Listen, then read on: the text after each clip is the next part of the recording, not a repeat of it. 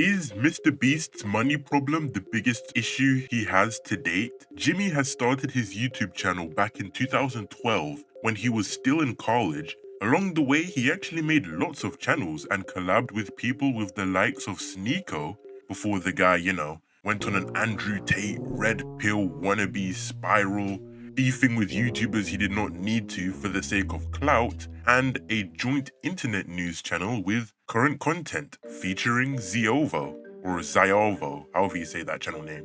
What is interesting is, during these times, you can see his early days when he was at his most authentic in the videos. Sure, they could have used a couple more cuts to spice it up a bit. Overall, the whole drama of when he was not being able to storytell in his videos was somewhat lost along the way amongst his YouTube journey. But because it worked, it led to a couple of clones. Oh my god, bro. Oh, hell no, man. What the? Which, just like anything else in life, is always flattering at first, but if not done correctly, like Penguinzo's clones, the Moistverse, then it can be a bit jarring as a whole. One of his videos actually encapsulates one of his heavenly virtues the best, charity. One he demonstrates the most to great lengths to this day. To this day! Now, I'm not saying he needs to go back to this lack of poor editing, mind you, but there definitely needs to be an understanding to keep the balance. I'll admit, I wasn't watching his videos like that anyway. Oh, great heavens! I mean, I subscribed when he actually said Logan Paul's name 100,000 times, because I was like, damn, who would do that?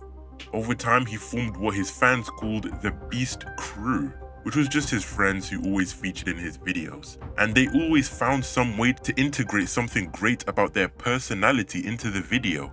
For me, this was the height of MrBeast's authenticity. MrBeast, Chris, Chandler, Jake the Viking, Nolan, Ty, Tyler, Tyreek, and Marcus were all there featuring in different videos and always brought something to the table in just being who they are. Of course, they are not forced or anything like that to be in the videos, but if you just look back at these videos, just because they didn't cater to everyone like his newer videos, doesn't mean that MrBeast's newer videos are terrible. But if he can just find the balance with authentic and hyper TikTok attention span editing, then I welcome it. It is definitely a lesson to be relearned or re-remembered, because I prefer this version of MrBeast who didn't have money.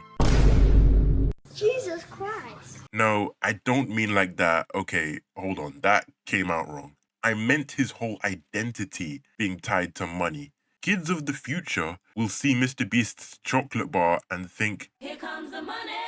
Here we go. Whereas anyone who's like 10 years old on YouTube during like 2014 saw a young, aspiring college dropout who wanted to work hard to make his dreams a reality.